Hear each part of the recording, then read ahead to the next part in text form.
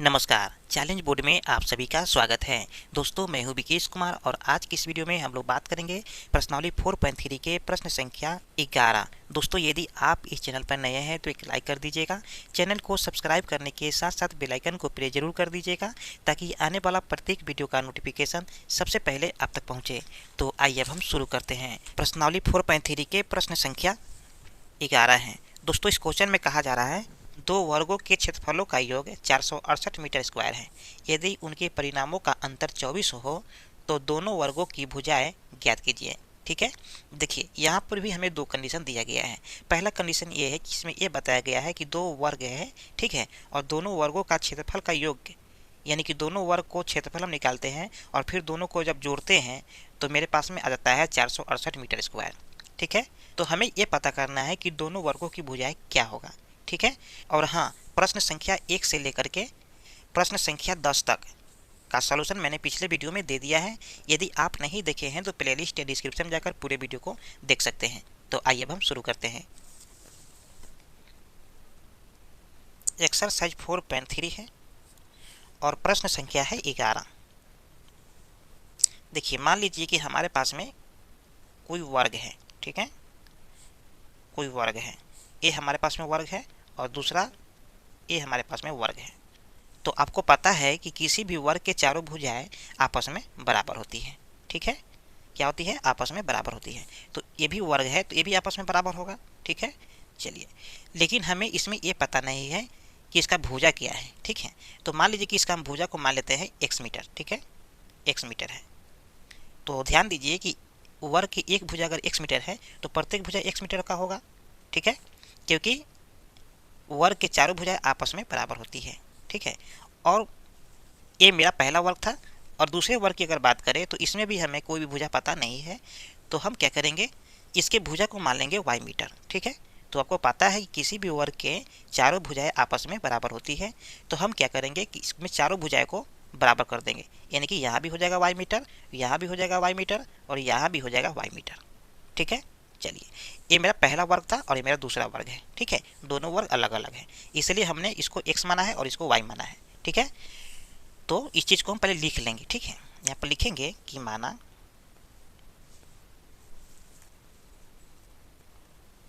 पहली वर्ग की भुजा बराबर x मीटर। ठीक है, ये मेरा पहली वर्ग है तो इसकी भुजा को क्या मान लिए? x metre. ठीक है, अब दूसरे वर्ग को क्या मान लेंगे? y metre. तो यहाँ पर लिखेंगे तथा दूसरे वर्ग की भुजा बराबर y मीटर। ठीक है, चलिए, अब दोस्तों क्या करना है कि पहले वर्ग की भुजा को हमने x माना है और दूसरे वर्ग की भुजा को हमने y माना है। ठीक है, तो हम क्या करेंगे कि यहाँ पर निकालेंगे क्षेत्रफल। ठीक है, तो यहाँ पर लिखेंगे इसीलिए पहले वर्ग का क्षेत्रफल। ठीक है, देखिए, तो क्षेत्रफल क्या होता है? क्षेत्रफल होता है भुजा का स्क्वायर। ठीक है, तो हमारे पास में भुजा कितना दिया है? x दिया है, तो यहाँ पर क्या करेंगे, x का स्क्वायर लिख देंगे, तो यहाँ पर x स्क्वायर आ जाएगा। ठीक है, चलिए, फिर यहाँ पर लिखेंगे दूसरे वर्ग का क्षेत्रफल। दूसरे वर्ग का क्षेत्रफल, देखिए, दूसरे वर्ग का क्षेत्रफल निकालने के लिए दूसरे वर्ग की भुजा को जरूरत है, यानी कि y है। ठीक है, तो y का स्क्वायर कर देंगे, तो यहाँ पर फाइनली आ जाएगा y का स्क्वायर।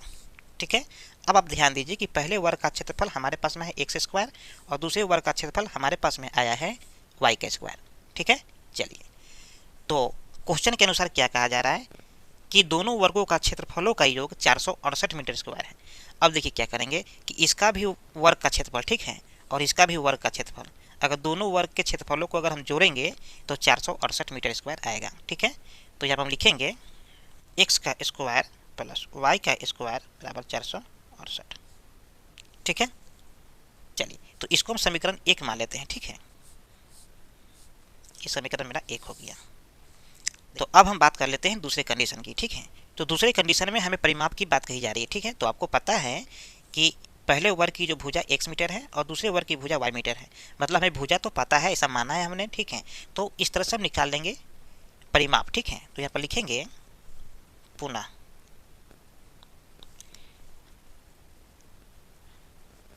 पहले वर्ग का परिमाप। देखिए परिमाप का फॉर्मूला होता है, यानी कि वर्ग के परिमाप का फॉर्मूला होता है 4 गुने भुजा।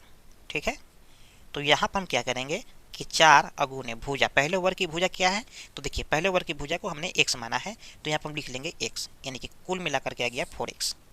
ठीक है, चलिए उसी तरह से दूसरे वर्ग का परिमाप निकाल लेंगे, तो यहाँ पर लिखेंगे तथा दूसरे वर्ग का परिमाप बराबर क्या हो जाएगा, 4 गुने भुजा भी हो जाएगा इसका भी। ठीक है, तो यहाँ पर हो जाएगा 4 गुने भुजा को हमने क्या माना था, दूसरे वर्ग का y माना था, तो यहाँ पर लिख देंगे y, यहाँ पर हो जाएगा 4y।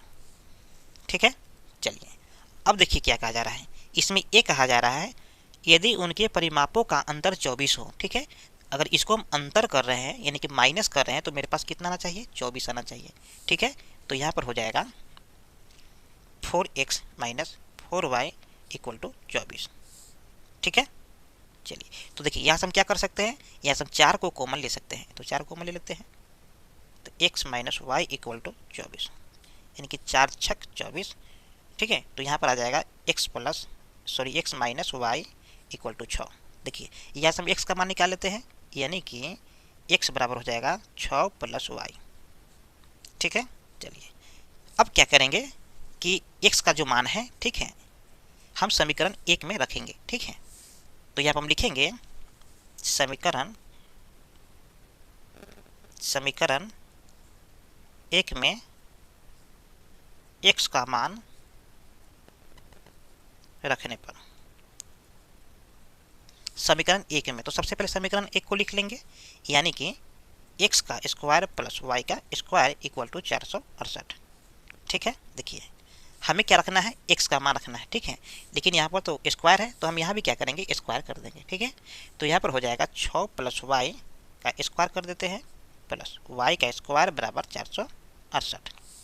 ध्यान से देखिए कि ये a प्लस बी के होल स्क्वायर पर टूट रहा है। ठीक है, या फिर आप चाहो तो इसको 6 प्लस वाई में गुना कर सकते हो, 6 प्लस वाई से। ठीक है, तो आइए हम इसको गुना ही कर लेते हैं, तो 6 प्लस वाई गुने 6 प्लस वाई, देखिए स्क्वायर है तो 2 बार लिख दिए, प्लस वाई स्क्वायर बराबर 468। देखिए 6 में गुना करेंगे 6 से तो 36 हो जाएगा, 6 में गुना करेंगे y से तो यहाँ पर आ जाएगा 6y, फिर y में गुना करेंगे 6 से तो यहाँ पर आ जाएगा 6y, प्लस y में गुना करेंगे y से तो यहाँ पर आ जाएगा y square plus y square बराबर 468। ठीक है, देखिए तो अब क्या करेंगे कि वाई स्क्वायर, ये भी वाई स्क्वायर दोनों प्लस में है, तो यहाँ पर हो जाएगा 2y स्क्वायर प्लस, देखिए 6 को y कितना y हो गया, 12 को y हो गया। अब प्लस देखिए 36 है तो 36 कर देंगे, 468 जो है प्लस में है बराबर की साइड में, तो इस साइड में आएगा तो माइनस में हो जाएगा 468 इक्वल टू 0 कर देते हैं।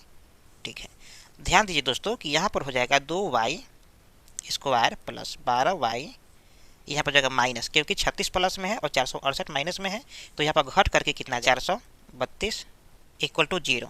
ठीक है, चलिए अब दोस्तों क्या करेंगे कि यहाँ से हम क्या करेंगे, 2 को कॉमन ले लेंगे। ठीक है, यानी कि 2 कॉमन जैसे ही लेंगे तो क्या होगा, यानी कि यहाँ पर हो जाएगा y का स्क्वायर प्लस 6y माइनस, देखिए 432 न है, तो यहाँ पर हो जाएगा 2 दूनी 4, 2 1 कम 2, 2 छक 12।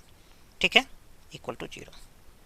यहाँ पर हो जाएगा चूँकि y square plus 6y minus 216 equal to 0 कर देते हैं, तो ये मेरा क्या हो गया, ये मेरा हो गया द्विघात समीकरण। ठीक है, क्यों, क्योंकि इसका अधिकतम घात 2 है। ठीक है, देखिए अब यहाँ से हम क्या करेंगे कि मूल्य निकालेंगे। ठीक है, मूल्य निकालने से पहले क्या निकालते हैं, डी, और उससे पहले क्या निकालते हैं, ए बी और सी का मान। तो यहाँ पर ध्यान दीजिए कि यहाँ पर ए के मान क्या होगा, ए का मान देखिए वाई स्क्वायर का गुणांक को लिखते हैं। ठीक है, तो वाई स्क्वायर का गुणांक यहाँ पर कुछ नहीं तो क्या है, 1 है। बी बराबर क्या लिखते हैं, तो बी बराबर लिखते हैं वाई का गुणांक, तो वाई का गुणांक कितना है, 6 है, और सी का क्या लिखेंगे, तो माइनस 216। ठीक है, चलिए अब देखिए क्या करेंगे यहाँ पर, अब दोस्तों ये करना है कि हमें ए बी और सी का मान पता तो चल गया है, तो अब हमें क्या करना है कि डी का मान निकालना है। तो डी का मान निकालने के लिए क्या है, देखिए बी स्क्वायर माइनस 4ac, ये फार्मूला होता है कि पिछले वाले वीडियो में मैंने कई बार इस फार्मूला का इस्तेमाल किया है, तो आप तो जानते ही होंगे। ठीक है, ये फार्मूला है डी निकालने का, यानी कि विवेचक निकालने का, डी का मतलब डिस्क्रिमिनेशन होता है। ठीक है, तो हम क्या करेंगे कि यहाँ पर ए बी सी का मान दिया हुआ है, तो वैल्यू को पुट कर देंगे। ठीक है, यहाँ पर कहा जा रहा है बी का स्क्वायर, मतलब बी का मान कितना है, 6 है, तो यहाँ पर लिखेंगे 6 का स्क्वायर 6 का स्क्वायर माइनस 4 गुने ए का मान कितना है 1 है, सी का मान कितना है तो माइनस 216 है। अब क्या करेंगे, देखिए 6 छक्के 36, अब माइनस, देखिए -4 में गुना करेंगे -216 से, तो यहाँ पर आ जाएगा 864 आ जाएगा। ठीक है, कितना आ जाएगा 864। अब दोस्तों क्या करेंगे कि इसको हम जोड़ देंगे, तो इसको जैसे ही जोड़ेंगे तो यहाँ पर आ जाएगा 900। ठीक है, यानी कि फाइनली हमें डी बराबर कितना किया 900। चलो, तो अब यहाँ पर ध्यान दीजिए कि हमारे पास में डी बराबर आया है 900। ठीक है, तो अब यहाँ से हम क्या करेंगे, अब यहाँ से हम ये करेंगे कि यहाँ से निकालेंगे मूल। ठीक है, तो मूल निकालने के लिए क्या फार्मूला है, तो मूल निकालने के लिए फार्मूला है -b प्लस माइनस √100 t बट्टा में 2a। ठीक है, अब क्या करेंगे, इसके वैल्यू को पुट कर देंगे। ठीक है, यानी कि y बराबर कितना हो जाएगा -b, यानी कि b का मान कितना है, तो b का मान मेरे पास में है 6। ठीक है, तो यहाँ हम लिख देते हैं -6 प्लस d का मान कितना है 900, यानी कि रूट में आ जाएगा 900 और बट्टा में हो जाएगा 2a। ठीक है, चलिए, तो यहाँ पर हो जाएगा -6 प्लस माइनस, ठीक है, यहाँ प्लस माइनस होगा, और 900 का जब रूट तोड़ेंगे तो यहाँ पर आ जाएगा 30 और बट्टा में हो जाएगा 2 गुने a, यानी कि a का मान 1 है। ठीक है, चलिए, अब दोस्तों क्या करेंगे कि यहाँ से एक हम प्लस के लिए और एक माइनस के लिए लिख लेंगे, यानी कि हो जाएगा -6 प्लस 30 बट्टा 2 में गुना करेंगे 1 से, तो यहाँ पर आ जाएगा 2। ठीक है, फिर यहाँ पर हो जाएगा -6 माइनस 30 बट्टा 2। ठीक है, चलिए, ध्यान दीजिए कि यहाँ पर -6 है प्लस में 30 है, तो यहाँ पर क्या करेंगे माइनस कर देंगे, तो यहाँ पर आ जाएगा 24 प्लस में बट्टा में आ जाएगा 2।